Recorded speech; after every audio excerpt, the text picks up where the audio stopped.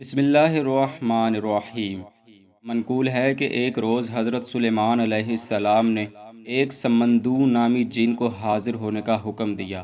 جب وہ حاضر ہوا تو آپ نے اس سے دریافت فرمایا، تم اتنا عرصہ پانی میں مقیم رہے ہو، بتاؤ تم نے کوئی عجیب و غریب چیز دیکھی ہے؟ وہ عرض کرنے لگا، یا نبی اللہ، بے شک میں نے دیکھی ہے۔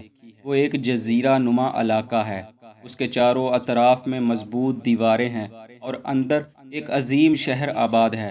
دیواروں کی بلندی 100 گز ہے اور شہر کے اندر 12 برج ہیں، اور اندر ایک وسیع میدان، اور میدان کے درمیان ایک عالی شان محل ہے جو سنگ مرمر سے بنا ہوا ہے۔ میں نے محل کے اندر جا کر دیکھا کہ وہاں 4000 خوبصورت لونڈیاں بیٹھی ہیں۔ ان کے درمیان خوبصورت تخت پر حسن و جمال کی پیکر ان کی ملکہ اور اس کی بیٹی بیٹھی ہوئی تھی۔ کچھ دیر بعد ان کی ملکہ اٹھ کر چلی گئی تو تمام لونڈیاں بھی اپنے اپنے حجرے میں داخل ہو گئیں۔ پھر میں شہزادی کے پاس گیا اور اس سے اس شہر کا نام دریافت کیا۔ وہ کہنے لگی، پہلے تم بتاؤ کس ملک سے آئے ہو اور یہاں تمہارا کیا کام ہے؟ میں نے اسے بتایا تو وہ بولی، اس شہر کا نام سیدون ہے اور ملکہ ہمارے بادشاہ کی بیوی ہے اور میں بادشاہ کی بیٹی ہوں۔ یہ تمام صورتیں جو تم محل کے منارے پر دیکھ رہے ہو، یہ جادو کی ہیں۔ یہ اس واسطے ہیں کہ جب بھی کوئی دشمن اس شہر میں داخل ہونے کی کوشش کرے گا تو یہ آواز دے کر مطلع کر دیں گی، اور وہ جو منارے پر عقاب ہے وہ عبادت کے وقت بانگ دیتا ہے۔ اب ہم سب جمع ہو کر اپنے بادشاہ کی پوجا کرتے ہیں۔ اس کے بعد وہ جن کہنے لگا، یا نبی اللہ، یہ اس شہر کا حال ہے کہ ان کا بادشاہ اپنی رعایا سے اپنی پوجا کرواتا ہے۔ یہ تمام حالات سن کر حضرت سلیمان علیہ السلام نے ان سے جہاد کا فیصلہ کیا اور اپنے لشکر کو تیاری کا حکم فرمایا۔ آپ کا حکم سنتے ہی تمام مخلوق جو آپ کے تابع تھی جہاد کے لیے تیار ہو گئی۔ جیسے ہی آپ اپنا لشکر لے کر شہر سیدون کے باہر پہنچے تو شہر کے اندر منارے پر نصب عقاب نے شہر والوں کو دشمن کی خبر دینے کے لیے آوازیں لگانا شروع کر دیں۔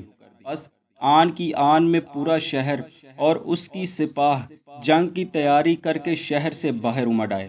باہر نکلے تو دیکھا کہ فوج کی ایک جماعت ہے جن کے پاؤں زمین پر لگے نظر نہیں آتے بلکہ ہوا میں معلق ہیں۔ یہ حضرت سلیمان علیہ السلام اور آپ کا جہادی لشکر تھا۔ آپ نے پہلے تو شہر والوں پر دعوت حق پیش کی اور فرمایا، خدا صرف ایک اور وہ وحدہ لا شریک ہے، اس کے سوا کوئی معبود نہیں۔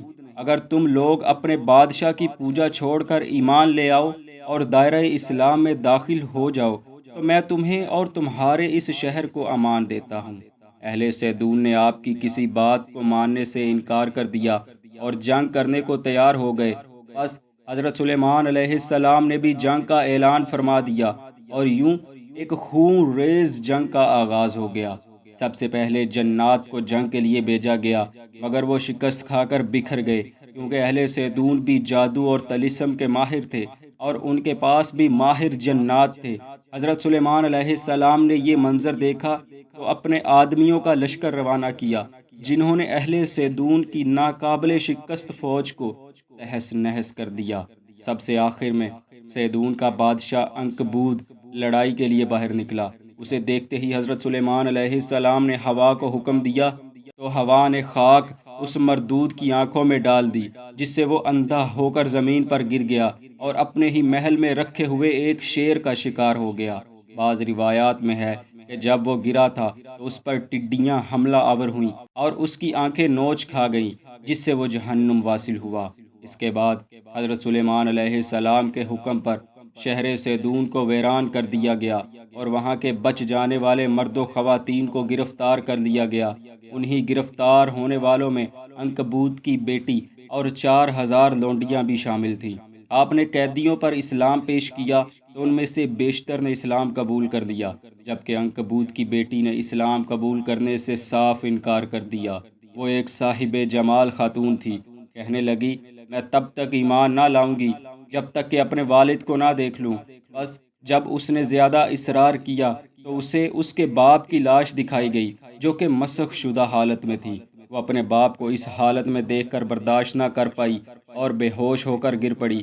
کچھ دیر بعد جب اس کو ہوش آیا تو وہ گریہ و زاری کرنے لگی۔ حضرت سلیمان علیہ السلام نے اسے سمجھایا کہ تمہارا باپ کوئی خدا نہیں تھا کہ جس کی عبادت کی جاتی۔ اگر وہ واقعی خدا ہوتا تو کیا خدا کو موت آ سکتی ہے؟ وہ تو ایک جھوٹا اور مکار شخص تھا جو اپنے انجام کو پہنچا۔ وہ کہنے لگی، میں اس وجہ سے نہیں روتی بلکہ اس لیے روتی ہوں کہ اب میرا کوئی سہارا نہیں بچا اور میں دنیا میں اکیلی رہ گئی ہوں۔ تب حضرت سلیمان علیہ السلام نے فرمایا، اگر تم ایمان لے آؤ تو میں تمہیں اپنی زوجیت میں لے آؤں گا۔ بس عنکبوت کی بیٹی نے اسلام قبول کر لیا اور یوں اسے حضرت سلیمان علیہ السلام کی زوجہ ہونے کا شرف حاصل ہو گیا۔ اس نکاح کو کچھ عرصہ ہی گزرا تھا کہ ایک دن شیطان عنکبوت کی بیٹی کے پاس آیا اور ورغلانے کے لیے کہنے لگا، اے عنکبوت کی بیٹی، تم اپنے باپ کو کیسے بھول سکتی ہو جو خدا تھا، اور تم اپنے باپ کے دشمن کے ساتھ خوش و خرم زندگی گزار رہی ہو؟ وہ کہنے لگی، میرا ملک تباہ ہو چکا ہے، اب میرا یہی ملک ہے۔ شیطان جب ورغلانے میں کامیاب نہ ہوا تو کہنے لگا، تم کہیں نہیں جا سکتی تو کوئی بات نہیں، اپنے باپ کی مورت بنوا کر اپنے کمرے میں رکھ لو اور اس کی یہیں عبادت کر لیا کرو، وہ اسی سے خوش ہو جایا کرے گا۔ اس کے دل میں نہ جانے کیا آیا کہ اس نے اپنے باپ کی ایک مورت بنوائی اور اپنے کمرے میں سجا دی اور پھر خفیہ خفیہ اس کی پوجا کرنا شروع کر دیا۔ یہی عمل وہ 40 روز تک کرتی رہی اور حضرت سلیمان علیہ السلام کو اس کی خبر تک نہ ہونے دی۔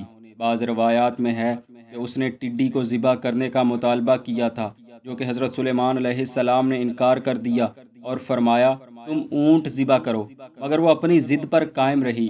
بالآخر حضرت سلیمان نے اس کو اجازت دے دی۔ یوں اس نے اپنے باپ کا بدلہ لینے کے لیے ٹڈی کو بے گناہ ذبح کر دیا۔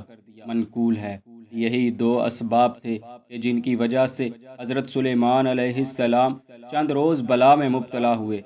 دوستو، کیا آپ جانتے ہیں کہ روایات کے مطابق انہی 2 اسباب کی وجہ سے حضرت سلیمان علیہ السلام سے اسم اعظم والی انگوٹھی واپس لے لی گئی تھی، جس کے سبب آپ سے تمام حکومت واپس لے کر آپ کو آزمائش میں ڈال دیا گیا تھا۔ انگوٹھی کس طرح آپ سے واپس لی گئی تھی اور پھر وہ کس طرح آپ کو واپس ملی، اور پھر جب آپ دوبارہ حکومت میں لوٹے تو آپ نے عنکبوت کی بیٹی کے ساتھ کیا کیا، یہ سب ہم اپنی آئندہ ویڈیو میں بیان کریں گے۔ اس سلسلے کی ہماری اگلی ویڈیو انتہائی اہم ہے، وہ دیکھنا مت بھولیے گا۔ دعا ہے اللہ عز و جل ہمیں اور آپ کو ہمیشہ حق اور سچ بیان کرنے کی توفیق عطا فرمائے، آمین۔